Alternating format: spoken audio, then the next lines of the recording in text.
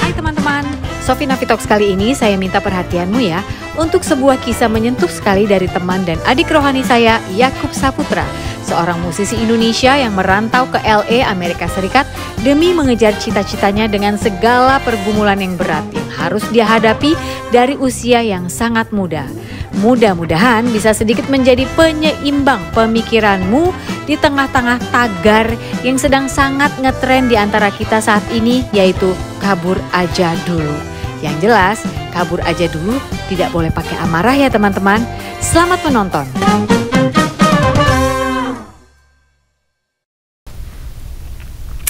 Hai, kita bertemu lagi di Sofi Navitox You Are Loved. Hari ini saya sedang mensyuting jauh-jauh dari California. Knows all about it dengan Yakub Saputra. Sini kamera Pak Yakub ya. Yakub Saputra adalah sahabat kami yang ada di Amerika ya. Gue cerita dulu kali ya, sejarah kita bertemu ya. Jadi di tahun 2018 ya? Kayaknya ya. Pas 19 ya, gue lupa ya. 18 kayaknya. 18 ya. Itu waktu itu kami berdua, Sofi dan Pongki. Waktu itu ada Lea juga sebenarnya diundang. Ada Opi Andaresta juga, dia juga tamu kita di Sofi Navitox. Pernah diundang ke California. Terima kasih untuk Abang Tongklai yang waktu itu sudah mengarrange dengan sangat baik sebuah acara di sini. Nah, bagi kami seniman memang sudah biasa untuk undang tidak hanya di dalam negeri tetapi di luar negeri. Jadi pada saat itu kami berangkatlah semua.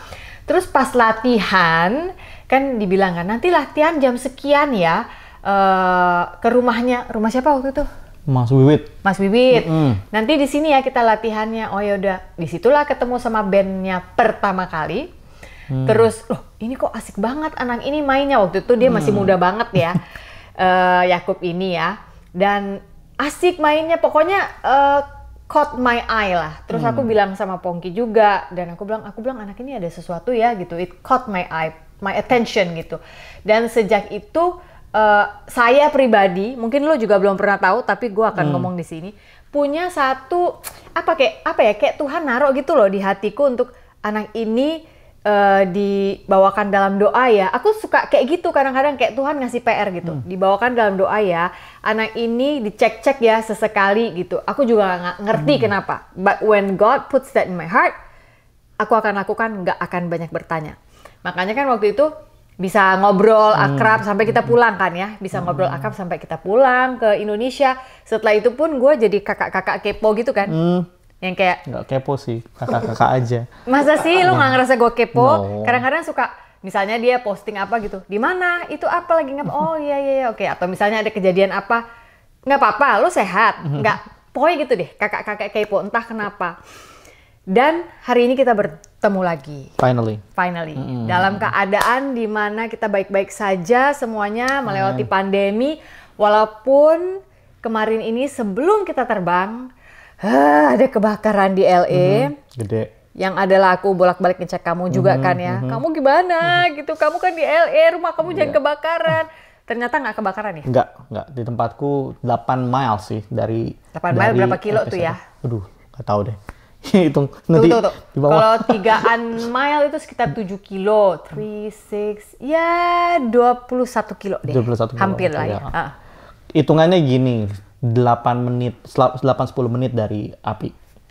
Nyetir. Iya. Berarti sekitar benar sekitar segitu. Dan tunggu. Jadi kamu nggak apartemennya nggak apa-apa. Padahal kan kamu di LA. Aku di LA.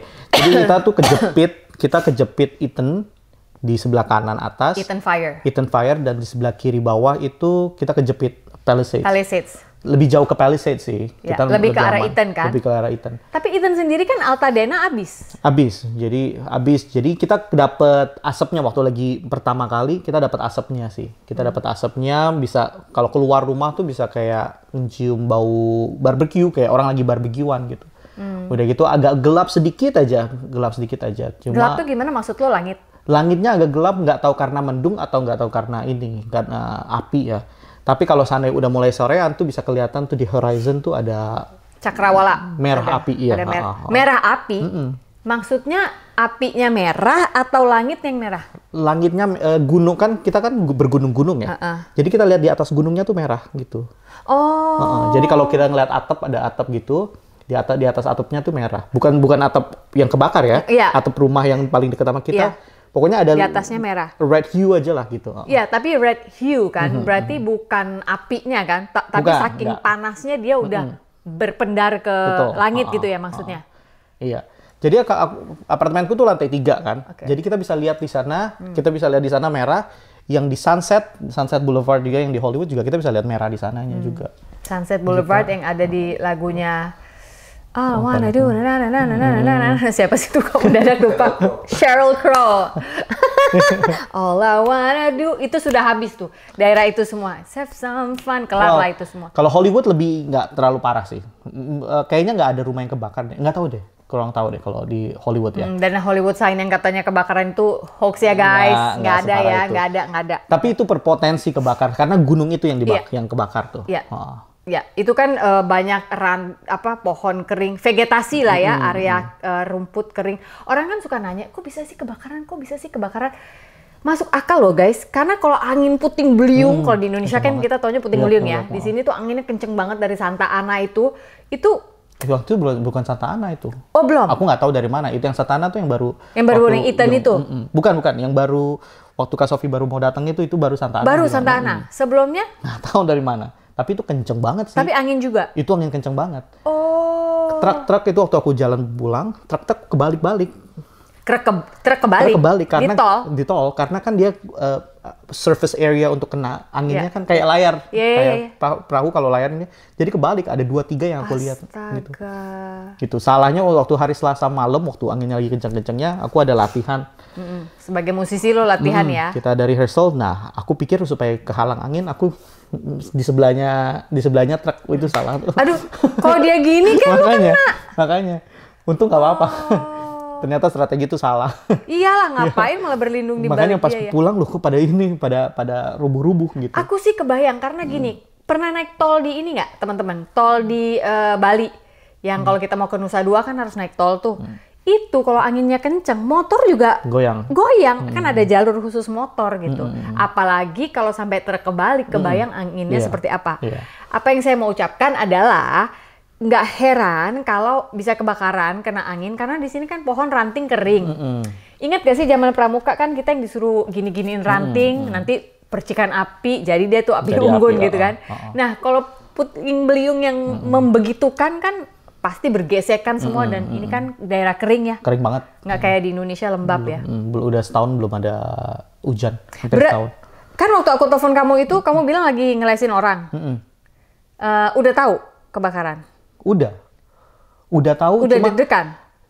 Kita tuh hampir desensitize gitu loh. Karena kebakaran tuh hampir setiap tahun ada di mana-mana gitu. Jadi di sini udah kebakaran ya udahlah gitu loh. Nanti juga hopefully padam. Orang kadang-kadang evakuasi dikit gitu ya. Ini yang paling parah sih. Gitu. Nggak sangka bakal separah itu. Separah ini. Dan cost-nya paling tinggi. Katanya ini yang the costliest. Berarti waktu aku menjadi kakak kepo waktu itu, Yakub kamu nggak apa-apa udah gitu kan sempet centang satu. Aku mikirnya udah kemana-mana. Anak ini di mana? Karena LA banget alamatnya kamu gitu. Itu belum ngeh bakal separah. Udah mulai. Karena kita udah dapat evakuasi note gitu. Takutnya kalau lagi pada dibangunin gitu kan takut menitan kan mainnya. Per menit kalau angin udah kenceng baru api. Kita waktu itu aku agak takut banget sih karena memang lumayan deket gitu loh. Karena lumayan deket banget. Jadi kamu berjaga malam. Iya gitu. Jadi kalau seandainya apa-apa kita udah siapin semuanya di koper gitu ya. Jadi kalau sana harus jalan tinggal ambil itu gitu. Nah, kenapa aku nanya soal ini juga karena menurut aku gimana ya? Ini kamu tuh cocok untuk motonya Sofina Vitox selain You Are Loved juga adalah hari ini bukan hari yang baik untuk menyerah, katakan itu setiap hari. Udahlah di sini merantau, terus adik-adik nyusul, terus papa juga lately sering ada di sini ya. Masih harus mikirin lagi ngelesin orang kerja. Loh kenapa nih rumah mau kebakaran, bongkar pack koper siap-siap berangkat. Kita mundur ke sebelum kamu jadi musisi di sini. Kamu adalah anak Tangsel apa Jakarta? Benar. Tangsel, benar. Tangsel benar ya. Tangsel yang sekolah biasa apa udah musik, udah gimana? SMA di mana? SMA di Penabur Gading Serpong. Oke. Oh ya, halo Gading Serpong guys. Gading Serpong, Oke. ya. Waktu itu sudah main musik? Udah, karena dari kecil sih papi udah, dulu mah digebuk sama papi buat main musik. Buat main musik? Semua anak-anak? Cuma aku doang. Nggak tahu Masa? kenapa, iya. Kamu kan anak laki-laki dari... Cuma satu. Iya kan, cewek, cowok, cewek-cewek kan? Cuma kamu? Iya. Papi sendiri main musik? Papi main musik, papi guru musik dulu. Guru musik? Di SPH. Di SPH, ngajar musik. Papi bisa main alat? Papi bisa main piano, gitar, dia jago. Oh, nyari penerus ya? Cari penerus dia. Udah gitu mungkin dia dulu terinspirasi sama Beethoven, digebuk bapaknya jadi jago gitu ya. Oh iya, maksudnya biar jago gitu. Tapi orangnya tuh nggak kasar gitu. Jadi kalau ini tuh mau gebuk tuh kayak gertak. Jadi aku nggak tahu pernah digebuk apa enggak, cuma rasanya udah kayak udah gebuk. Tapi kayaknya papi nggak pernah gebuk deh. Kalau dipikir-pikir sekarang papi kan orangnya bukan gitu ya. Tapi kok dulu takut banget gitu loh. Sempet lah ada waktu kayak gitu. Tapi tunggu. Untuk dipaksa itu karena memang kamu udah ada bakat terus males latihan? Kayaknya sih gitu ya. Atau sama sekali nggak ada bakat terus kamu pasti bisa, papi percaya? Aku tuh nggak ini kayak kalau sekarang ya mikirnya hampir kayak berkat and curse at the same time. Kalau belajar apa tuh kayaknya cepet gitu loh nangkapnya. Kalau di musik ya. Musik. Kalau di musik ya. Jadi kayaknya ya udahlah nanti tidak bisa kok gitu loh. Gitu. Jadi papa ngeliat nih kayaknya bahaya nih gitu loh. Kalau seandainya dibiarin gitu. Sengak gitulah ya. Sok bisa langsung gitu loh. Jadi papa kayaknya ini bahaya. Tengil.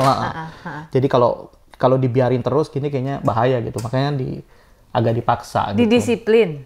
Lumayan.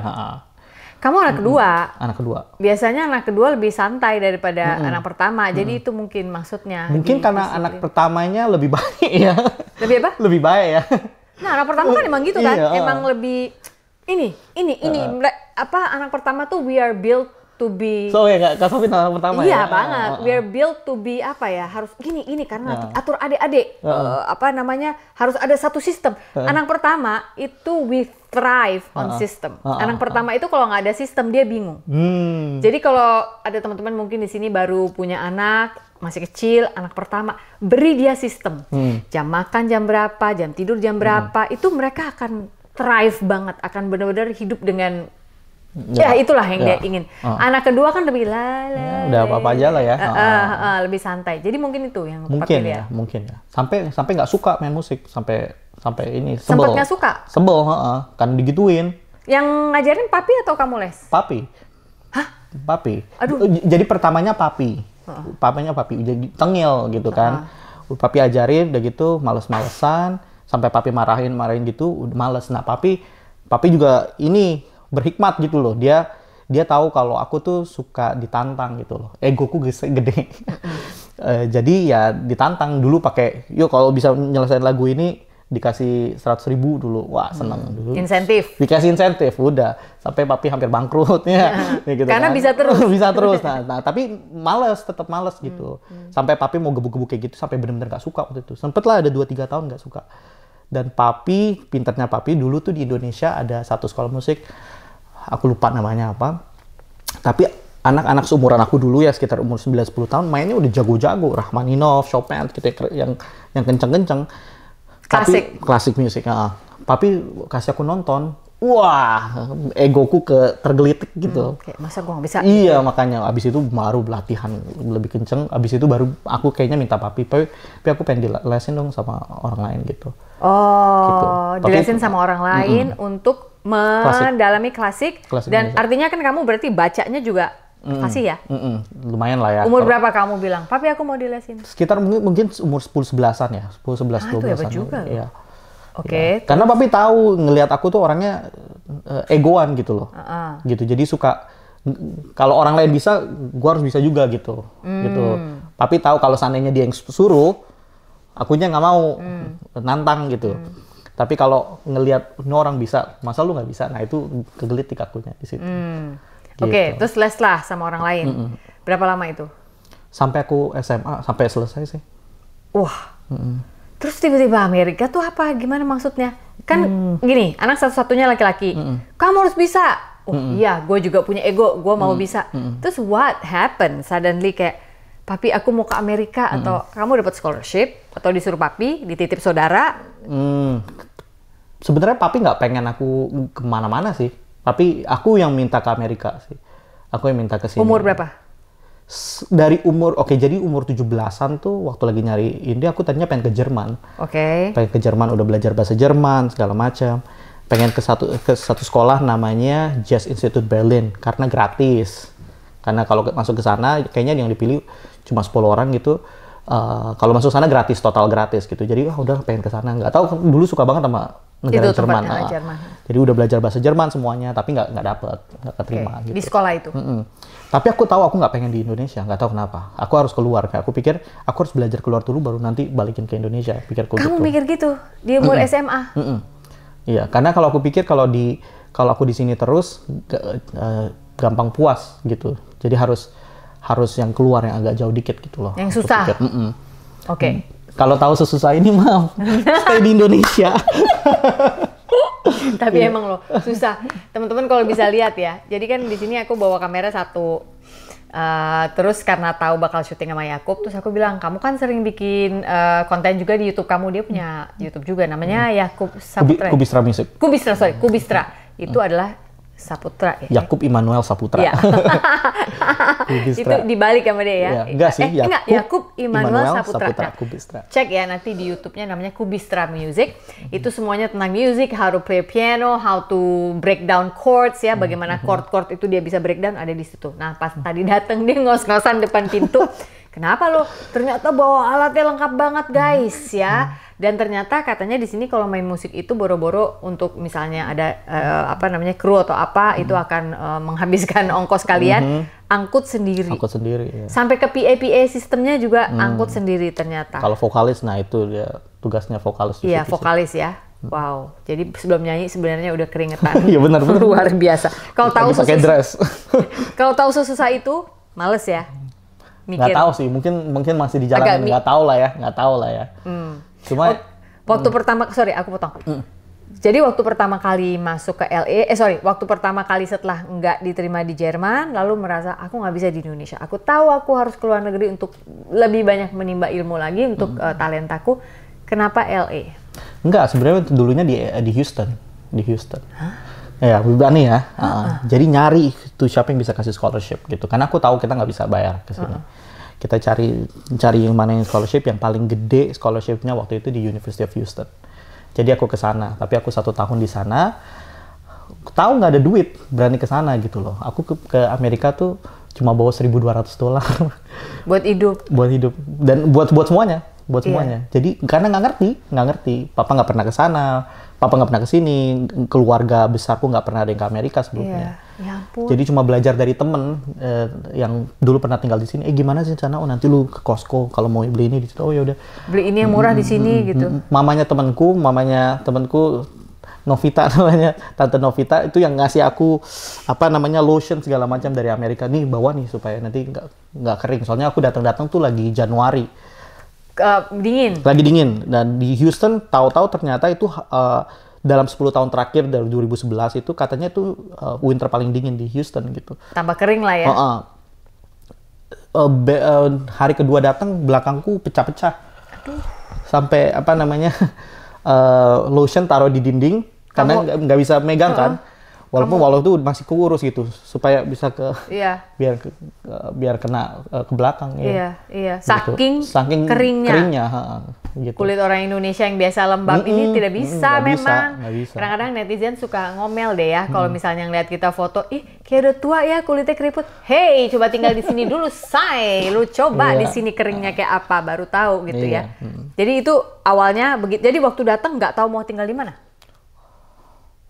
Udah tahu karena dikasih ininya ya. Dulu harus tinggal di dorm waktu itu. Dormnya sekolah asrama. Harus di dorm. Jadi tapi nggak ngerti tentang apa-apa. Aku pun nggak kasih tahu papi harganya berapa. Nggak kasih tahu karena aku tahu papi kalau seandainya papi tahu nggak bakal dikasih pergi juga. Mami yang nggak kasih pergi. Jadi aku bilang semuanya udah disiapin. Saking kepengen pergi. Saking pengen perginya. Ini anak kecil ya. Gitu aku waktu itu doa loh. Aku waktu itu doa. Bilang Tuhan kalau sana Tuhan yang bawa ke sana, Tuhan yang pelihara ya gitu loh. Oh, kamu udah sempet ngomong gitu iya, di dalam doamu. Karena kita tuh secara di atas kertas tuh nggak cukup duitnya. Kalau ini jangan ditiru ya.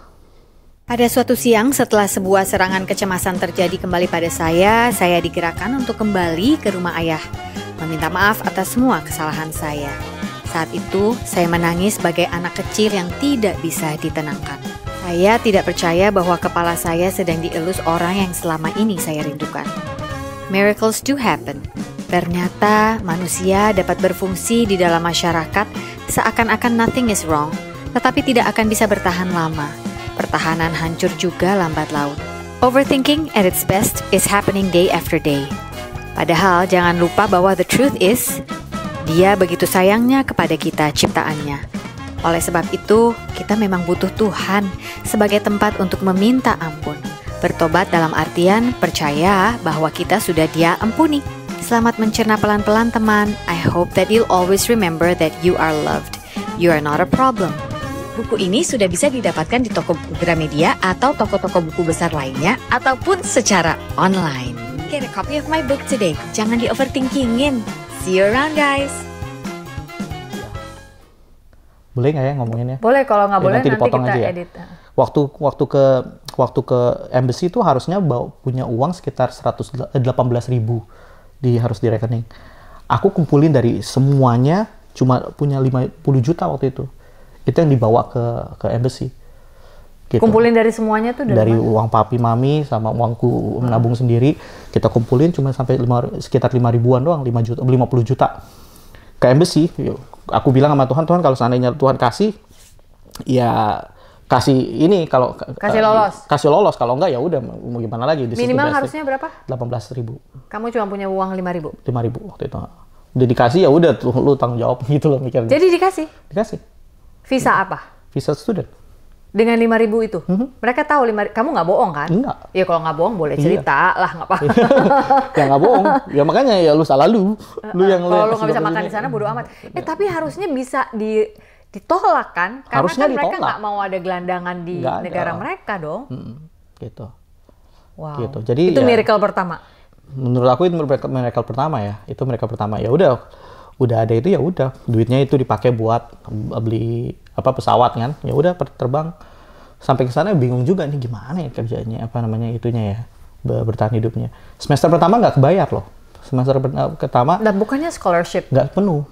Dan udah gitu dorm itu ternyata mahal, aku nggak tahu. Bodoh sekali waktu itu, perginya bodoh sekali. Oke. Bener-bener nggak persiapan dan nggak cari tahu dengan baik gitu. Justru kalau cari tahu mungkin nggak pergi. Gitu. Wow. Mungkin kalau tahu semuanya what it took to sustain life, maybe I wouldn't go in the first place gitu. Jadi waktu itu dorm satu semester aja harus bayar 7.000. Jadi ada outstanding. Outstanding artinya hutang ya? Hutang. Udah gitu, yang untuk kenapa bisa masuk ke semester kedua adalah waktu di sana kita tuh harus nonton opera. Jadi salah satu tugasnya adalah nonton opera, bikin assignment. Aku duduk di sebelahnya orang yang ternyata salah satu donatur besar di sekolah itu. Orang bule nih? Orang bule. Oke. Nggak sengaja kamu duduk sebelah dia? Nggak. Cuma udah gitu ngobrol aja. Udah gitu dia bilang, if you need help anything, let me know gitu. Akhirnya waktu... Sampai mau batuk gue. Iya. Waktu semester kedua tahu udah nggak bisa bayar. Dia email, hey, how are you doing? When are you coming Dia nggak back? tahu kan kamu nggak bisa bayar? Nggak tahu waktu itu. He just email random. Iya. Dia waktu itu dia tuh antusias sama opera. Dia donornya sekolah dan dia donornya ada yang namanya Houston Grand Opera di salah satu opera besar di Amerika. Dia salah satu donatur itu juga gitu. Dia suka ngasih aku tiket gratis gitu karena dia donatur besar gitu, salah satu yang besar gitu. Dia dapat tiket gratis. Dia suka kasih orang, salah satunya dia kasih aku gitu. Kita nonton opera berapa kali gitu, berteman aja gitu ya. Udah gitu waktu summer 2011 tuh aku ke California, dia tanya, when are you coming back to Houston? Ini bapak-bapak? Bapak-bapak. Dia tanya, when you coming to Houston, I have an extra ticket, you know, like it's a very good productions. Aku bilang, wah kayaknya nggak tahu nih bisa balik apa enggak. Kayak ngobrol-ngobrol, oke, I'll take care of it. Ternyata dia berteman, aku juga nggak tahu ini, dia berteman sama apa sebutnya ya, dekannya sekolah musik, dan mereka work out something, I can go to the second school, second class. Wait, apa yang menurutmu sekarang ya, kita ngomongnya sekarang ya, bukan pada saat itu. Sekarang kalau kamu pikir, apa yang menurutmu membuat dia memperjuangkan kamu? Emang kamu siapa? Kan dia ngasih tiket ke orang juga banyak. Why favor you? I really have no idea. The last time I tried to email him, just want to thank him for whatever he has ever done to me. It's went blank. I hope he's still alive. I couldn't say his name, but he's late. Ya, tapi nggak tahu masih ada apa nggak sampai sekarang. Jadi email tak terbalas sampai nggak terbalas sampai hari ini gitu. Jadi hopefully udah 2-3 kali sih, like 7 years after 8 years after the things happening gitu, belum dapat balasan lagi ya. So hopefully he's still out there, maybe nggak lihat email atau gimana. Tapi ya nggak gitu tahu sih, nggak gitu tahu. Ini papi sama mamimu waktu itu tahu tentang ada orang ini? Kamu nggak cerita juga? Aku nggak cerita sampai baru terakhir papi datang ke sini. Hah? Baru dong tahun ini 2025 kau cerita? Karena mami ya lebih worryan orangnya. Loh, udah pasti. Aku aja denger ini, aku takut. Apa ini laki-laki bapak-bapak mau ngajak anaknya pergi nonton konser, walaupun konser opera. I'm sorry, dengan kualitas manusia zaman sekarang yang begini, ya kita nggak cuma takut kalau punya anak perempuan aja, sama anak laki-laki juga takut. Loh, kok kamu ngebelain anak saya banget? Kamu siapa? Bapak-bapak lagi. What are you trying to do gitu? Right. So I have no idea. Kalau menurut aku sih itu Tuhan yang atur ya. Aku Kirim. juga nggak ngerti. Tuhan bisa pakai siapa aja gitu.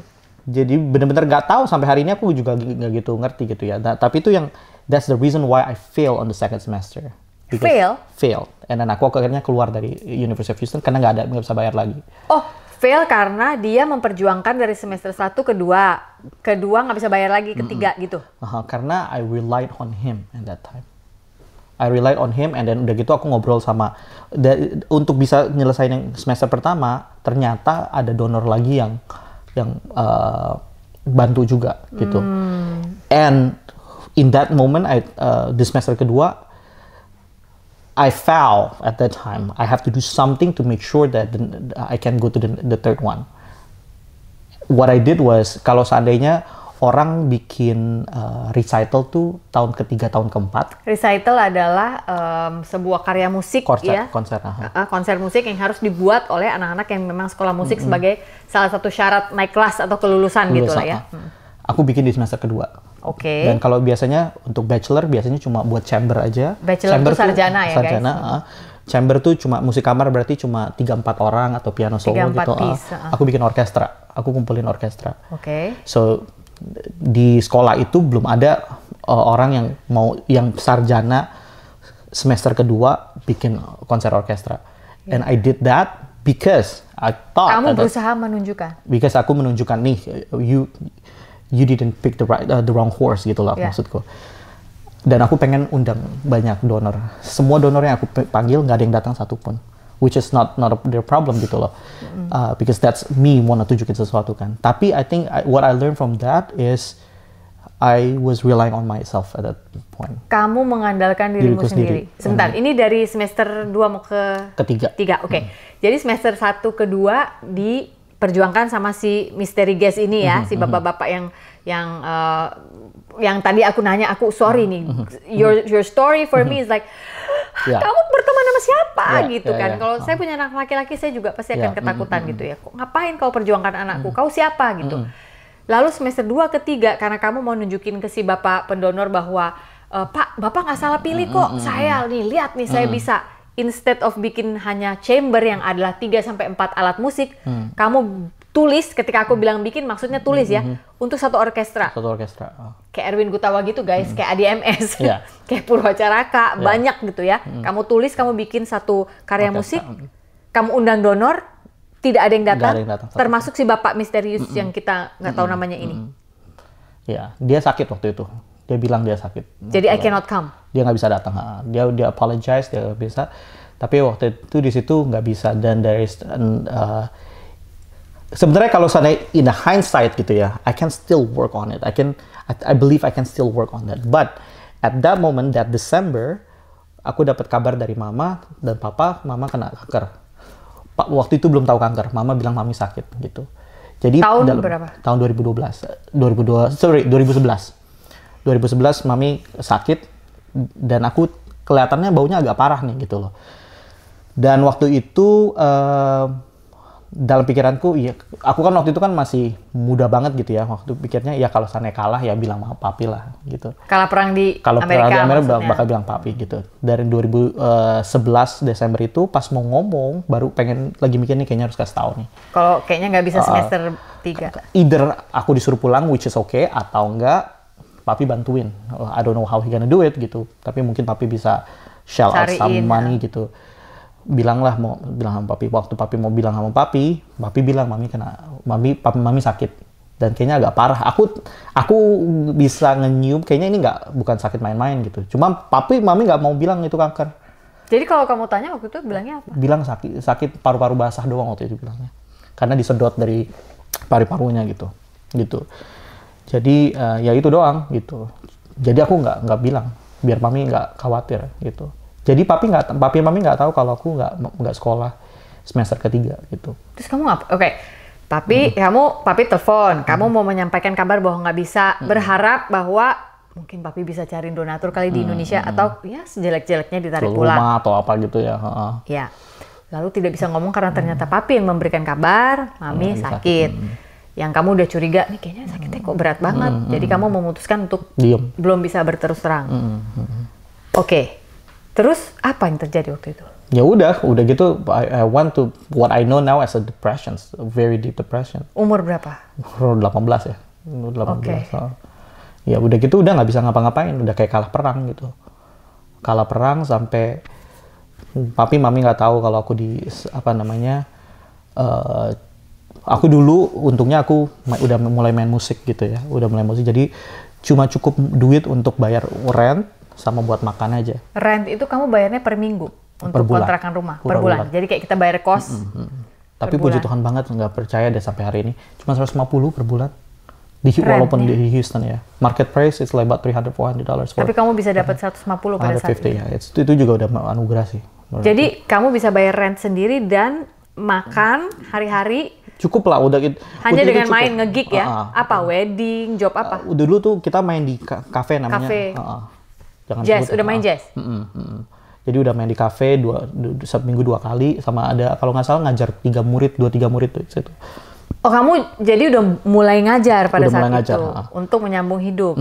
Jadi waktu semester kedua udah mulai gitu. Oke. Jadi puji Tuhan udah uang untuk hidup ada, buat sekolah nggak? Gitu. Buat hidup ada, buat sekolah nggak gitu.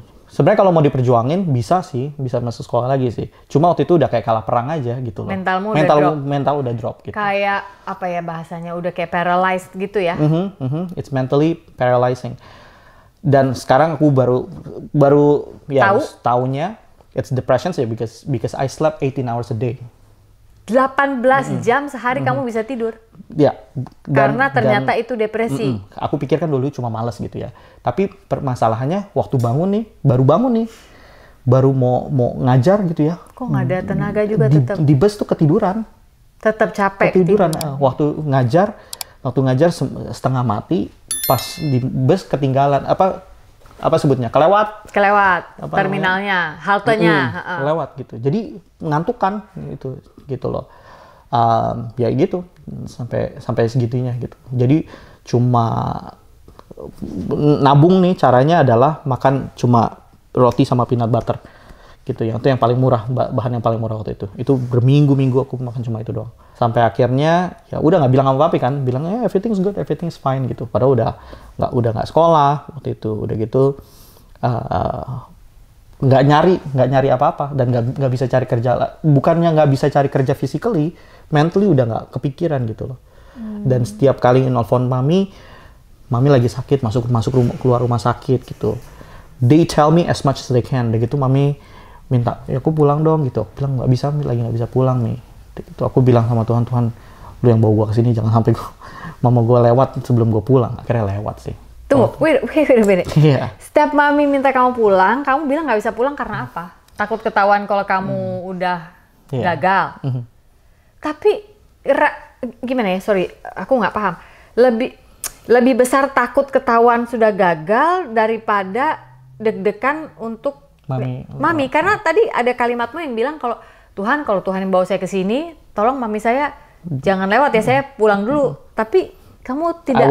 I was having that kind of faith at that time. That kind of faith. Okay. Yeah. Yeah, in the hindsight we can say a lot of different things ya gitu. There's a lot of different things that we can say, but at that time I was just saying that okay, I'm fighting, masa iya sih Tuhan kasih mami lewat gitu. Waktu I'm fighting gitu ya. But ya, akhirnya mami dipanggil Tuhan. Ya udah itu it's deepen my depression gitu, deepen my depression. Dan bisa pulang nggak waktu itu? Enggak. Karena nggak tahu kenapa aku bersikeras aku nggak pulang. Aku dalam hatiku ngapain pulang? Kalau pulang juga udah out of status karena waktu itu nggak sekolah kan. Kamu marah sama Tuhan? Wow, very gitu loh. It's very gitu loh. What's the point gitu kan? Tapi aku tahu itu kalau sana aku di situ bakal gila sih. Kalau aku stay di Houston ya. Akhirnya aku hubungin teman papi yang di California and I'll stay with them for about 3 months. And that's why I end up in California. Jawab pertanyaan pertama, kenapa bisa jadi di California. Telepon teman papi, emang teman papi nggak ngomong lagi, anak lu sama gua ya udah berapa lama nih nggak sekolah? Enggak, akhirnya tahu lah. Akhirnya, tapi pada saat itu belum ngomong? Belum tahu. Si Om ini? Belum. Jadi kamu ditampung aja, gitu. Om itu lihat nggak kalau kamu juga aku by the way di 2011 aku ke California untuk pelayanan juga di gerejanya dia gitu. Oh, jadi jadi udah tahu, udah kenal. Jadi sedikit banyak udah tahu lah kamu dalam sedikit kesulitan, tapi kamu belum bisa cerita semua. Ya abis itu he was like my mentor at that time, you know. He actually brought me out of depression, so I credit him for that. Si gitu. Om dan keluarga ini. Yeah. Oke. Yeah, because kalau enggak I would be hancur. Crazy. I would be crazy because aku cuma punya teman main band doang waktu itu. Sama by myself and I'm isolating myself because aku dulu takut sama wall, kayaknya wall ngintipin gitu. Takut sama wall? Yeah, it's my mentality gitu loh. Gue malu sama dinding, soalnya dinding tahu what happened behind the wall gitu. Yang jelas dinding yang makein body lotion tadi. Iya, untung baik dan dindingnya yang makan. Karena dinding pernah bisa diharapkan. Iya, pernah bisa diharapkan. Tapi gitu. Dinding juga tahu ketika kamu nangis gitu ya. There's all the loss that I made at that time, all the defeat that I had at that time gitu. So, bis itu that's how I end up in California. Oke. Gitu. 3 bulan di rumah Om itu. Terus apa? Masa kamu akhirnya udah bisa keluar dari depresi? Akhirnya aku usahain lagi untuk bisa sekolah lagi gitu kan. Banting setir, nabung. Kerja nabung pelayanan. Tunggu, kerja apa dulu? Masih di musik apa? Oh udah serabutan. Segala macam ya, kasir ya apa gitu-gitu. Nyuci piring.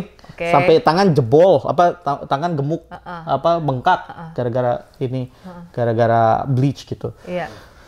Nabung cukup duit, kita masuk ke community college gitu, belajar accounting. Oke, sebentar. Community college itu di Amerika adalah sekolah kayak universitas A3 ya? tapi tinggi gitu ya? Tinggi, tapi murah. Tapi juga nggak bisa dapat kredit, nggak bisa jadi sarjana, harus pindah lagi nanti ke college yang bisa ngasih S1. Tapi itu kayak apa ya? Nggak ada bahasa Indonesianya sih. A3 kalau di Indonesia, D3. Iya. Associate degree. Ya, semacam D3 lah ya, semacam ya. Community, tapi kan iya sih, mirip ya.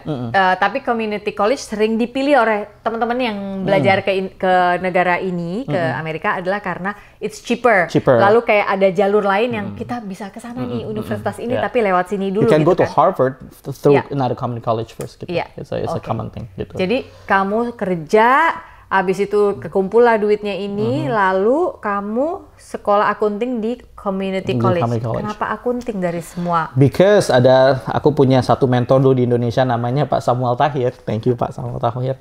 Dia bilang dulu dia pernah nasehatin temanku yang di Indonesia mau belajar manajemen apa accounting. Dia bilang manajemen itu art, accounting itu ilmu. Jadi kalau mau belajar ilmunya gitu accounting. Dan I'll take accounting. And I think everybody needs to know accounting at some point in their life. It's really good for everybody needs money in their life for the rest of your life. You need to know how to manage it. So ya lu enak otaknya pinter, emang dari kecil udah belajar klasik.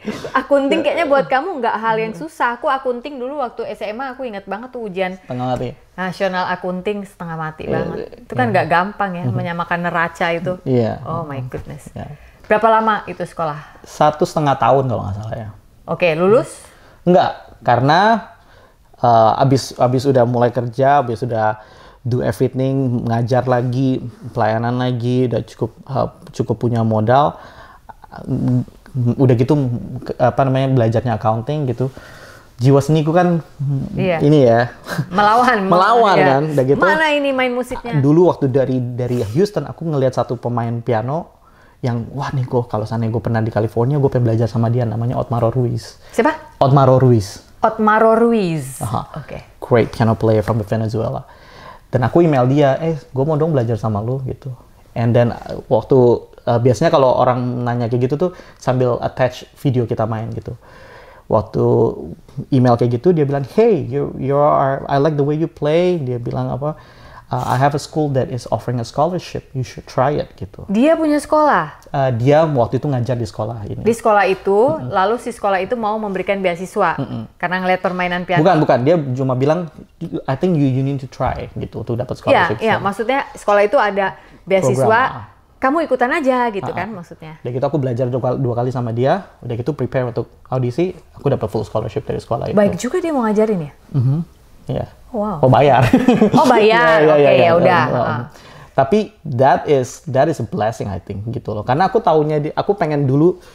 Now we are friends. We are good friends. I'm helping him for his latest album gitu. So we become friends. He's a Grammy nominated artist. Dia pernah dapat nominasi Grammy. Yeah. Si Otmaro Ruiz. Oke, jangan sampai salah nih. Otmaro Ruiz. Oke. So kita sekarang jadi temen gitu. Kita jadi temen. Tapi dulu, for me, until now, he is still like super unachievable talent gitu for me. But jago banget ya. Jago banget. Tapi dia yang aku rasa Tuhan pakai dia untuk nunjukin aku ke sekolah itu. Oke. Akhirnya aku audisi ke sana, aku dapat full scholarship di sana, aku sekolah di sana, full scholarship. Full scholarship di sana, dan sekolah itu sekolah Kristen ternyatanya. Tahu nggak? Sekolah itu bermasalah, talentnya bagus-bagus, teachernya tuh bagus-bagus. Di situ ada aku belajar sama Abraham Laboriel. Wow, oke. Jimmy Brandley, Mauricio Guerrero, Shakira punya apa namanya audio engineer gitu, sama Otmaro Ruiz himself, great teachers. Tapi sekolah kecil. Tapi itu sekolah yang dimiliki gereja. Well, this is good thing and bad things about churches institution as a human institutions. Mereka ternyata do a lot of bad stuff lah. Financially, I don't know. I couldn't say, but bad stuff financially, and they bankrupt. Hari aku dapat sertifikatku itu hari terakhir mereka tutup. Astaga.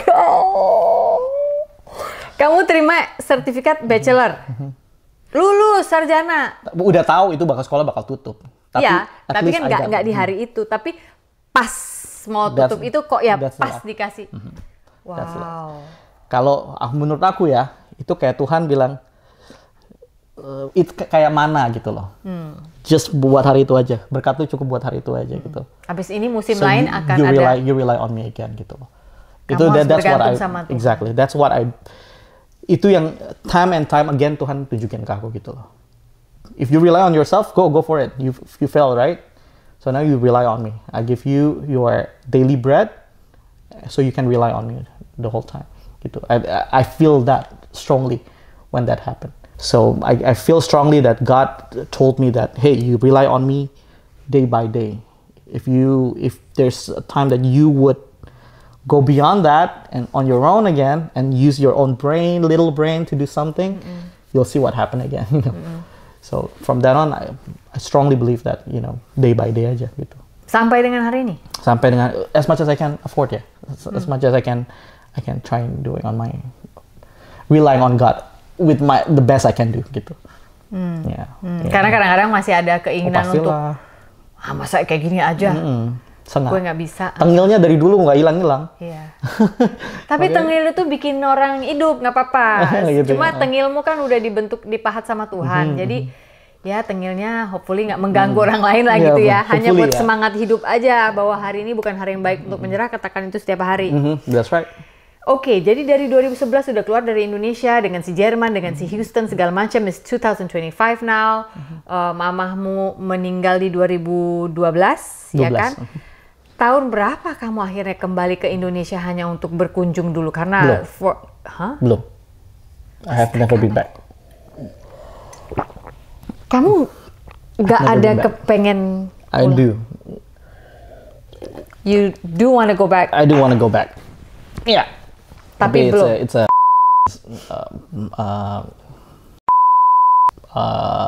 issue. Oke. Memang mau kembali tapi memang belum ada saatnya lah ya, katakan begitu ya. Oke. Sorry ini kalau aku nanya sesuatu yang personal. Kalau nggak mau dijawab juga nggak apa-apa. But just maybe if you can find the words for it gitu ya, mungkin ada yang relate juga yang melalui kasus yang serupa. Bagaimana caranya kamu menghilangkan rasa bersalah kalau memang itu ada ketika kamu tidak bisa pulang waktu mami nggak ada dan bahkan belum pulang sampai dengan hari ini? Ada nggak sih rasa bersalah yang menghantui? Ada. I'm still get over it. I'm still getting over it gitu. Ya, I think kalau mau nyesel mah pasti ada lah ya. Nyesel, but even at that time gitu, waktu mama minta pulang, itu minta kamu pulang ke Indonesia. Minta pulang. Gimana ya sebutnya ya? Kita tuh berusaha untuk beriman sebagaimana kita pelajari dulu ya. Oh, iman tuh kayak begini gitu loh. Apakah itu iman bodoh dulu, apa iman buta atau apa? I still don't know. Until today I don't know. But the comfort that I have is this. It could have been worse. It could have been worse. Mungkin saja lebih buruk dari bisa lebih buruk yang lagi sudah terjadi. Gitu. Jadi I still get over it. I still think about it. Makanya in my mind right now I need to do whatever I can. So the loss of my mom and the sacrifice that my mom had, that my mom did for not seeing me for the very last time, will not go in vain gitu loh. Jadi tidak sia-sia pengorbanan mama untuk nggak ngelihat aku lagi terakhir kali gitu. Karena mama memang explicitly minta aku pulang waktu itu. Dan aku bersikeras untuk stay. Kamu alasannya waktu itu stay sama mama apa? Karena aku nggak bisa punya alasan, nggak bisa bilang kalau aku nggak sekolah lagi. Iya, gitu. tapi alasannya. So I just say I cannot come home. Nggak bisa, gitu. Pokoknya nggak bisa. Nggak gitu bisa. Ya? Nanti sulah lagi di tengah-tengah kelas gitu, segala macam. Udah gitu mami nggak push juga gitu. Ya itu sorry ya, aku berusaha melihat dari sisi lain. Itu dari tadi kamu bilang, ya aku nggak tahu apakah itu iman yang bodoh atau itu iman yang buta atau blind faith ya kita taunya. Sampai hari ini kamu nggak tahu. Tapi kamu nggak pernah tidak pernah mempertimbangkan bahwa itu mungkin juga adalah kedegilan. Sebenarnya Tuhan udah kasih kode, tapi kamu misalnya ya ini kan bisa aja ada angle lain. Tapi kamu memilih untuk mendengarkan suaramu sendiri. Enggak, pokoknya nggak mau terangin aja, nggak bisa pulang kenapa, gitu. Very possible. At that time, it's very possible. Gitu. And I couldn't answer it right now. I think it's still, I see it, it's still in the process. If I can see it. Masih mencerna. Masih mencerna, and the only way I can know if it's a good decision or not, if at the end I'll reach a point that I want to reach. Gitu. Oke, berarti kamu masih berjuang untuk mencerna itu. I have to make it work, gitu loh. Yeah. I have to make it work, gitu. Well, apa ya? Kalau aku mau dwell on that regret, it will consume me alive. You know, it will consume me alive. It will drag me back to depression. That's why I have to make a decision to, you know, I gotta make it work. I gotta make it work. I gotta make that sacrifice, that ache, that heartache work for my good. Because if I double dong kalahnya, udah bikin mami nggak bisa ngeliat aku lagi, udah buat bikin mami sedih dan gagal pulang sia-sia. I think that's triple failure gitu. If I would be a failure as a son, I will make sure that I succeed in other ways, become a better son for my dad, right? That's still with me right now, and a better brother for my three sisters. So I'll take that loss, I'll take that failure, and I have to just make it work for the other things. Berarti itu luka parut yang harus kamu deal with setiap hari, dimana kita semua punya luka parut sih ya, beda-beda luka. Jadi bisa nggak sih dibilang kejadian yang menyakitkan ini, kehilangan mama, dengan rasa bersalah tidak pulang, bukan tidak bisa pulang loh, bisa, tapi tidak mau pulang pada saat itu, memilih untuk tidak. Lalu setelah itu kamu harus mengatasi rasa bersalah ini juga, tetapi juga apa ya, in a way kamu juga masih mencerna suatu saat kamu akan tahu arti daripada semua ini gitu ya. Bisa dibilang ini berarti bensinmu dong. Setiap kali sekarang ada permasalahan dalam hidup seorang Yakub, menjadi musisi, anak Indonesia yang menjadi musisi di Amerika, di Los Angeles, kamu ingat si luka parut ini dan ini jadi bensin. Of course. I have to make this work. I have to make this cost that's highly cost work. Mahal sekali ini soalnya bayarnya. Super pricey. Yeah. Wow. Yeah, I can always say that if I could have done it differently, if I could have said that so many different times, so many different ways, and I did. But that's all I can say, if I could. But I couldn't. I cannot go back there. I don't say that that's the right decisions. I didn't know that if that's the right decision. Kamu nggak tahu itu keputusan yang benar. I think I'm leaning towards you gitu. Sorry pakai. Nggak apa-apa. Kayaknya aku lebih cenderung ke yang Kak Sophie bilang tadi. Kayaknya aku lebih mungkin salah di sisi yang salah. Gitu, keputusan yang salah. Gitu. Kemungkinan besar itu keputusan yang salah. Seharusnya aku pulang untuk the very last time gitu. Aku bisa bilang lah, aku nggak tahu itu kanker stadium 4. Waktu itu belum tahu memang. Tapi ya mami udah minta kok gitu loh. Minta pulang kok ya. Kemungkinan besar itu keputusan yang salah. Dan kalau seandainya mau diulang kembali, mungkin aku bakal pulang. Gitu. Jadi sekarang kamu apapun yang sudah terjadi di masa lalu, kamu berdamai dengan itu atau berusaha berdamai dengan itu, dan hidup harus berlanjut, gitu kan ya? I have to make something out of it. Iya. Tapi kayaknya kamu ini ya gimana ya aku bilangnya, anak yang teguh banget, pendirian gitu ya, kuat gitu mungkin karena semua kesulitan ini ya. Aku bukannya mau mengambil kesimpulan yang terlalu general atau terlalu memudahkan sebuah kasus ya. Tapi for what it's worth, if it can help you digest, kalau memang ini bisa membuatmu sedikit mudah untuk mencerna. Sebagai ibu ya, karena aku seorang ibu, tentunya aku tidak bisa mewakili perasaan ibumu. Aku mengenal beliau pun tidak gitu ya. Aku cuma mau bilang sebagai seorang yang sudah menjadi orang tua, cara kita melihat dunia dan anak-anak itu berbeda. Nanti kamu akan rasakan setelah kamu jadi orang tua. Ketika kita melihat anak-anak kita punya mimpi dan keinginan ya,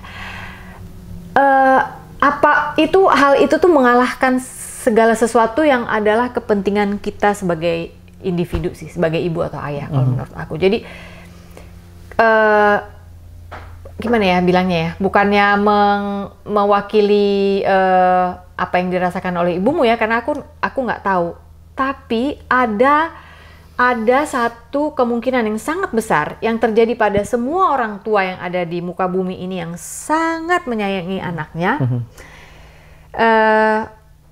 Untuk kalau memang dia lihat anaknya itu ada keinginan untuk mencapai satu mimpi, dengan segala daya upaya dia akan dorong gitu. Jadi maksudku berhubungan dengan yang kamu omongin tadi adalah belum tentu mamimu marah gitu loh ketika kamu nggak pulang. Actually belum tentu. Jadi semoga itu tidak pernah nyangkut di hatimu bahwa kamu telah menjadi anak yang gagal atau sebagai anak laki-lakinya satu-satunya ibumu gitu. Karena kalau kamu berpegang pada identitas yang salah ya, itu akan memakanmu juga diam-diam gitu. Tapi bahwasannya mamahmu dari awal kamu ada di dalam rahimnya, Tuhan titip di rahim mamimu, lalu kamu bisa lahir dan dia lihat kamu sebagai si anak tengil ini yang lucu, yang jago musik, yang ngejar sampai ke Jerman ke apa.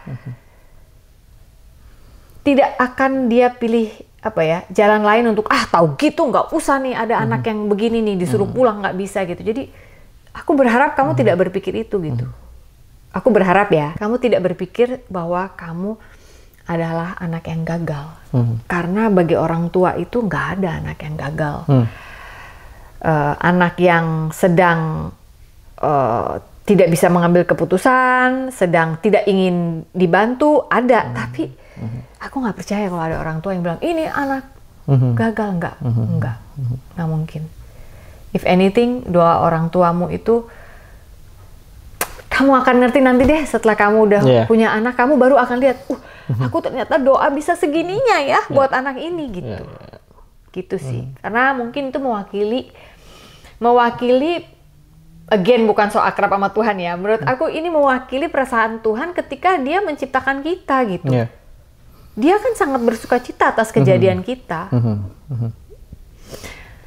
Oke, kita ke masa sekarang dulu ya. Jadi sekarang ini kamu hidup di California ini, di Los Angeles ini, selain lesin orang, juga main di gig, ya benar ya, ada job session player.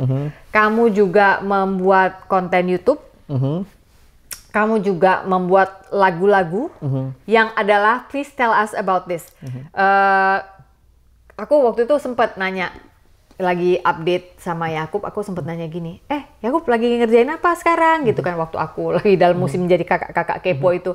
Itulah yang aku bilang, aku nggak tahu kenapa Tuhan nitip kamu waktu itu setelah kita berkenalan itu, kayak pokoknya kamu harus doain anak ini. Aku nggak ngerti kenapa, tapi saat itu yang aku doain cuma Tuhan, tolong ya anak ini biar dijaga, jauhkan dari orang jahat, jauhkan dari orang-orang yang mau memanfaatkan dia, tolong kasih tahu dia kalau dia tidak sendiri. Itu agenda doaku setiap kali Tuhan ingetin aku untuk doain kamu di 2018. Orang yang baru aku kenal berapa hari kemudian pulang ke Indonesia, aku pulang ke Indonesia, itu kamu ditaruh di hatiku sampai dengan hari ini masih, tapi sampai dengan tahun berapa tuh ya? Sampai pandemi pun aku masih Tuhan masih ingat doain Yakub gitu. Yang menjadi pertanyaanku sekarang adalah dengan si les, nge-gig, bikin konten segala macam, kamu bisa hidup dari situ di sini. Puji Tuhan ya, puji Tuhan, Tuhan pelihara. Ya, jadi nggak kayak dulu lagi yang nyari rent yang harus murah atau apa. Kita belajar, this is proses yang Tuhan kasih yang buat aku ya. Belajar accounting itu, that's one of the best things that I've ever done in my life, because I've become very conscious with money, finance. Ya, karena aku nggak begitu, papa nggak begitu ngajarin soal tentang finance gitu. That's the first time I'm literally like, and then finance di Indonesia sama di Amerika sangat luar biasa bedanya gitu. So that's when I dive into myself to how can I with this at the time a very limited amount of money, gimana caranya supaya not only that I survive but I thrive gitu. Ya itu require disciplines gitu ya, financial disciplines. Menyisihkan, ditabung, diinvest at the end of the day gitu. Pada suatu siang setelah sebuah serangan kecemasan terjadi kembali pada saya digerakkan untuk kembali ke rumah ayah, meminta maaf atas semua kesalahan saya. Saat itu, saya menangis sebagai anak kecil yang tidak bisa ditenangkan. Saya tidak percaya bahwa kepala saya sedang dielus orang yang selama ini saya rindukan. Miracles do happen. Ternyata manusia dapat berfungsi di dalam masyarakat seakan-akan nothing is wrong, tetapi tidak akan bisa bertahan lama. Pertahanan hancur juga lambat laun. Overthinking at its best is happening day after day. Padahal jangan lupa bahwa the truth is, Dia begitu sayangnya kepada kita ciptaannya. Oleh sebab itu, kita memang butuh Tuhan sebagai tempat untuk meminta ampun. Bertobat dalam artian percaya bahwa kita sudah Dia ampuni. Selamat mencerna pelan-pelan teman. I hope that you'll always remember that you are loved. You are not a problem. Buku ini sudah bisa didapatkan di toko buku Gramedia atau toko-toko buku besar lainnya, ataupun secara online. Get a copy of my book today. Jangan di-overthinkingin. See you around, guys. Ya, jadi ya sampai hari ini ya Tuhan pelihara gitu. memelihara. That's another thing that yang aku rasa kalau mau jadi musisi ya, ini kembali lagi untuk jadi artis ya. Artist not artis kayak artis seniman. Seniman, you gotta deal with your finance much better than everybody else's because your job is sometimes seasonal. Sometimes lu dapat banyak sekali sampai harus turn away gigs. Sampai harus nolak job ya. Nggak ada waktu. Dan ada waktunya lu kering banget. Jadi being very disciplined with that is one of the things that aku suka ngomongin sama teman-teman aku yang musisi juga. Karena banyak teman-teman yang in a very good season lupa beli segala, buy new gears, buy new cars, buy new things. Yeah. Tapi kalau menurut aku, that's the lessons that I get. One of the things that I learned along the way is to be very responsible with finance. Oh wow, wow. Dan itu nggak kamu dapat dari keluarga, Tuhan ajarin kamu sendiri loh itu. Dengan tiba-tiba mendadak si musisi ini harus sekolah akunting. Ya. Oke, balik lagi pertanyaan tadi. Aku jadi ingat sekarang aku mau nanya apa. Jadi Yakub ini juga waktu aku lagi musim jadi kakak-kakak kepo itu, aku bilang lagi ngerjain apa, ternyata dia pernah kerja di sebuah studio dengan orang yang kalau kita nonton film nih guys, kita sering lihat namanya di situ, yaitu Hans Zimmer. Oke, aku nggak kerja di bawahnya dia langsung, tapi aku kerja di bawah asistennya, salah satu komposer yang di bawahnya dia. Oke. Namanya Michael Levine. Oke. Tapi kan itu kayak udah masuk ke lingkungan yang wow gitu loh. Si Hans Zimmer ini adalah gimana ya bilangnya ya? Pokoknya dia memproduksi karya-karya musik untuk film-film kan? Itu scoring. Oke. Lalu kamu masuk ke kenal si Michael Levine ini dari mana? Karena kalau kita di Indonesia nonton film cuma bisa lihat Hans Zimmer, Michael Levine-nya mungkin adalah namanya di situ, walaupun kita mungkin nggak kenal kita tahu nama Hans Zimmer itu ya. Tapi pas kita lihat, loh, kok kamu tahu, kok kamu bisa terafiliasi sama dia, itu gimana? Waktu itu ke workshop di New York. Waktu itu aku ke New York, dia bikin workshop, dan aku kenalan sama dia, dan aku kontak dia aja, hey, I wanna work for you gitu. And then kita interview, aku jadi asistennya dia buat. Kamu email aja gitu, cuek. Ya. Oke. That's very common thing sih untuk reach out gitu. Harus reach out. Untuk kamu angkatan milenial kan ya. Sebenarnya untuk angkatan milenial nggak semua milenial seperti kamu loh. Yang karakternya seperti ini kebanyakan orang Gen X, which is my generation. Ya. Milenial itu ada yang seperti kamu gitu yang cuek aja. Ada juga yang aduh enggak deh, nanti ditolak. It's just the character of the generation mungkin ya. I might be wrong gitu ya. Tapi yang jelas hampir tidak pernah saya temukan di Gen Z. Kan kami orang tua dari anak-anak Gen Z. Ya. Untungnya orang tuanya adalah Gen X yang masih dikasih Tuhan produktif ya. Jadi agak gak bisa, harus begini caranya. Jangan malu, reach out, jangan begini gitu. Saya nggak tahu Gen Alpha seperti apa, dan yang jelas karena yang jelas Gen Z saya hampir tidak pernah melihat ini. Jadi menurut aku yang kamu lakukan itu bukan sesuatu yang it's okay, it's normal. Yes, in my generation. Yang setelah itu nggak terlalu. Apalagi orang Indonesia suka nggak enakan. Nggak enak deh. Itu yang minta job duluan gitu. Itu yang harus dilawan tuh. There's a lot of things that aku nggak bilang itu kultural sih ya, tapi itu ada habit-habit orang Indonesia yang nggak bisa diberlakukan di seluruh dunia. Dan aku rasa orang-orang yang sukses di Indonesia juga adalah karena punya mentalitas yang sama juga yang ada di sini gitu. I think it's not about being culture. Indonesian, it's not being Indonesian or American, tapi itu just a good habits that kayaknya orang Indonesia perlu lebih belajar gitu. Kayak nggak takut ngomong sama orang baru, gitu. Reach out langsung ngobrol sama mereka.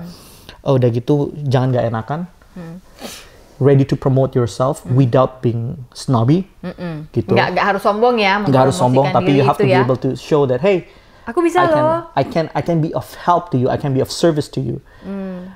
That's one thing that Indonesia tuh, kayaknya udah gitu kita tuh kayaknya salah paham soal rendah hati sama rendah diri tuh, kayaknya kita masih salah paham gitu.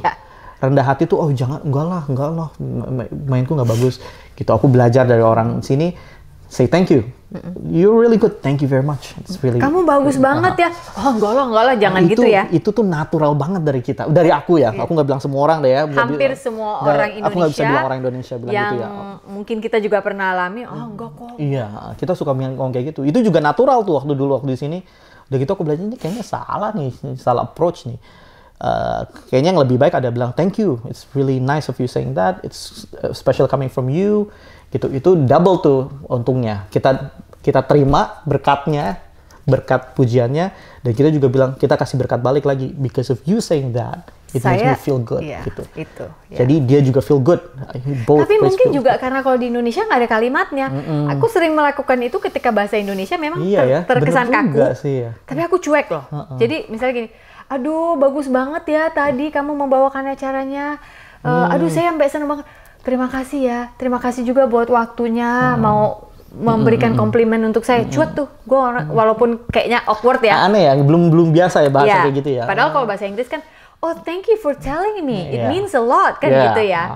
It actually means a lot to me. Kalau bahasa Indonesia kan jadi terima kasih ya sudah memberikan komplimen untuk saya. Jadi susah panjang banget kan? Iya. Mungkin belum ada kata yang tepat ya gitu. Iya, tapi aku cuek. Iya, aku berharap bahwa generasi ke depan walaupun itu terasa wagu gitu ya, kayak kaku gitu, cuek aja. Kalau itu datangnya dari hati, kerasa kok di hati orang gitu ya. Sophie Never Talks fans, make it a thing, make it a thing. Aku cuek banget. Orang kalau DM misalnya, aku udah baca bukunya, menurut aku gini bukunya Mbak Sophie dan panjang nih, dia udah panjang. Aku bales dengan terima kasih dan terima kasih sudah mengambil waktu dari harimu untuk mengetik sepanjang ini di mana semua saya baca berkali-kali. Hal ini membuat saya terharu dan terpacu. Itu kan kayak kaku ya. Iya. Tapi aku cuek. Panjang ya memang ya. Bener sih. Kayaknya orang Indonesia perlu bikin vocabulary baru yang empowering gitu ya. Iya. Jangan hanya berharap nggak bisa bahasa Inggris aku. Ya nggak bisa bahasa Indonesia kok. Kita berterima kasih sama orang gitu ya. Sesuai dengan salah satu moto kita yaitu hari ini bukan hari yang baik untuk menyerah. Katakan itu setiap hari. Sesuatu yang aku lihat ada banget di seorang Yakub. Siapa Tuhan itu buat kamu? Tuhan, boleh sebut Yesus kan ya? Boleh. Oke. Tuhan Yesus buat aku tuh Bapa yang baik. Dengan kalimat itu, kata yang Bapa yang baik. Aku bersyukur banget aku punya Bapa apa sebutnya sih? Physical dad, apa sih? Bapa duniawi. Bapa duniawi yang sangat baik juga. Yang benar-benar jadi apa namanya patokan aku Bapa itu seperti apa? Panutan. Karena aku tahu begitu banyak aku punya banyak temen yang figur bapak duniawinya tuh jelek, kurang baik, sehingga mereka susah untuk melihat bapak yang baik sama Tuhan.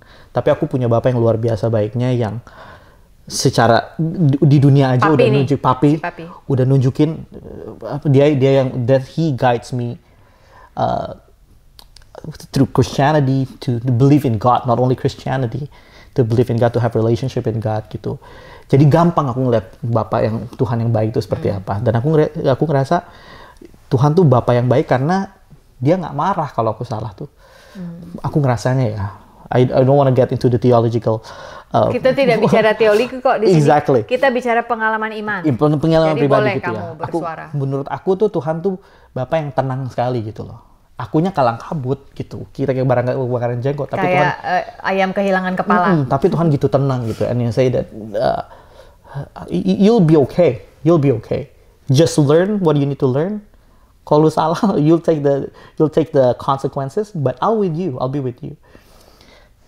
Tuhan Bapa yang baik karena dia tahu kalau gue udah kelaparan pasti dia kasih makan kok. Nggak mungkin nggak ya? Tuhan nggak itu. Mungkin gue dikasih makannya cuma peanut butter for a time for me to learn something. Supaya kamu belajar sesuatu. Then I learn something. If I don't want to eat that again, I have to be responsible in other things. In my finances, in my work, I have to be working very hard. I have to be working very smart. I have to work creatively, bukan cuma nunggu job. Nunggu bola. Makanya aku bikin online course, aku bikin YouTube, Instagram. Aku tuh dulu nggak suka gitu-gituan. Aku nggak suka di depan kamera sebenarnya. Nggak suka. Gitu. I have to force myself to do it. Gitu. Makanya kalau ngelihat YouTube pertama aku tuh, aduh kakunya luar biasa. Apalagi ngomong bahasa Inggris. Aku pikir aku bisa bahasa Inggris lumayan bagus ya. Suruh ngomong bahasa Inggris depan kamera, hilang semua bahasa Inggris. Betul, hilang ya. Tahu-tahu Tangerangnya keluar gitu loh. Gila, tahu-tahu lu Tangerang banget loh. Iya loh. Iya, suruh depan kamera tahu-tahu hilang semuanya gitu. Iya gitu. Menurut aku itu Bapak yang baik, yang tenang, dan sampai hari ini aku belajarnya tuh Tuhan pasti pelihara. Tuhan pasti pelihara. Dan aku ngerasa perjalanan bangsa Israel dari tanah Mesir ke tanah Kanaan itu pelajaran yang benar-benar Tuhan kasih buat aku gitu loh. Hari kayak mana itu loh. Waktu aku dapat ijazahku itu, aku benar-benar bilang, Tuhan lu benar-benar lu kelewatan, lu benar-benar cuma kasih gue untuk dapat scholarship cuma supaya gue bisa dapat ini. Iya. Dan udah gitu ditutup sekolahnya. Aku sangat percaya itu loh. Iya. Sekolah bahkan ya, nggak tahu. Pengalaman imanku adalah kadang-kadang kalau direfleksikan ke kamu ya, kadang-kadang bisa jadi Tuhan izinkan sekolah itu ada. Just for me. Iya. Exactly. That's my first thought gitu loh. Karena Tuhan itu menurutku maha humor juga. Iya, that's right. Gini, ini sekolah juga udah nggak bener ya, di belakangnya urusan finansialnya nggak bener ya, ini kamu bakal kacau nih. Kalau saya kasih peringatan masih nggak mau, kamu bakal berurusan dengan perpajakan dan yang lain-lain, katakanlah begitu. Tapi dibiarkan karena Tuhan begitu sayangnya sama kita, Dia memberikan kita free will. Ini nggak boleh. Tapi kalau kamu lakukan, terima konsekuensinya, ya kan? Sekolah itu harus terima konsekuensi, katakanlah ya dalam hal ini. Tapi saya kasih lewat dulu karena anak yang ini harus lulus. Dan sekarang aku bilang 80%, hampir 100% kalau mau dibilang ya. 100% dari kerjaan aku hari ini karena ada sekolah itu, ketemu teman-teman itu, kerjaannya dapat dari networking yang ada di sekolah situ. Ya. Dan aku bisa kerja, aku bisa kenalan sama Abraham Loberiel. Dulu aku cuma denger di kasetnya dia main sama Hostal Mario, bisa ketemu dia orangnya tuh cinta Tuhan luar biasa. Oh iya? Ya. Dia cinta Tuhan. Jadi kamu kalau ketemu dia Yakub gitu. Ya, dia orangnya goyang terus. Dia ritme banget orangnya. Ya, goyang terus. Udah gitu kalau dia lagi ngomong soal bersyukur dia bisa main musik, itu sampai nangis dia. Saya tuh I'm so grateful that God give me the talent to play music. I make this inanimate object to praise the Lord. Dia orangnya sangat rohani sekali. Dia sangat cinta Tuhan banget. Dan dia kelihatan banget dia bersyukur banget bisa jadi musisi gitu. And then he's one of the best bass player in the world. Bang Abraham kapan nih bisa main-main di sini? So akrab banget ke Bang Abraham. Kita tampilkan. Masuknya Abraham Laboriel. Oke, jadi sebelum kita tutup, biasanya kalau yang musisi kadang-kadang kita suka ada lagu, tapi nanti kita coba ya. Walaupun aku udah masukin nih cuplikan-cuplikan permainan-permainannya Yakub, tapi nanti kita akan nikmati coba permainan. Aku coba nyanyi deh, kita nyanyi satu lagu worship ya. Terus kita yang main pianonya adalah Yakub, tapi sebelumnya adalah saya mau ngasih buku. Buku yang paling baru, si paling overthinking. Aku nggak tahu kamu overthinking nggak sebenarnya? So much. Masa ya? Yeah. So much. Masa sih? Kayaknya lebih overthinking gue daripada mungkin ya, tapi in your own way overthinking ya. Way. Semoga ini bisa menjadi buku yang ya mau dibaca sambil berada di waktu-waktu private di pagi hari di WC, maksudnya pun nggak apa-apa. Ini paling pas menurutku. Semoga ini menjadi bacaan yang bisa dibaca oleh satu keluarga yang kini semuanya sudah ada di California ya. Papi juga udah nyusul, adik-adik di sini tinggal Cici aja ya, Cici yang ada di Jakarta tapi kan memang sudah berkeluarga. Kita bujuk. Kita bujuk katanya. Terima kasih Yakub hari ini udah mau main jauh-jauh ke rumah saya yang jauh ini, Cila rumah. Tapi terima kasih untuk waktunya. Terima kasih juga kemarin udah jemput kita dari airport di Lex ya. Padahal habis keasepan rumahnya. Ya, enggak lah, udah lama asapnya udah hilang. Udah bau pindang sekarang. Udah pindang. Jadi aku cuma mau bilang buat teman-teman yang punya cita-cita apapun itu, tidak harus di bidang musik. Kalau memang merasa di situ Tuhan menaruh kamu dan talenta kamu, bila hari yang kamu temui sulit, jangan mudah menyerah, jangan cepat menyerah, ya. Dijalani terus, tapi pegang terus tangan Tuhan, karena kamu tidak pernah tahu pelajaran-pelajaran apa yang bisa kamu dapat dari kehidupan yang Tuhan izinkan hadir dalam hidup kita. Yakub, thank you. Yakub Immanuel Saputra. Thank you. Check out his YouTube channel, Kubistra Music. Check out all his work, ya. Dia pernah ngapain aja. Hari ini bukan hari yang baik untuk menyerah. Katakan itu setiap hari. You are loved. Sampai jumpa. Dah. Dah tambah sini.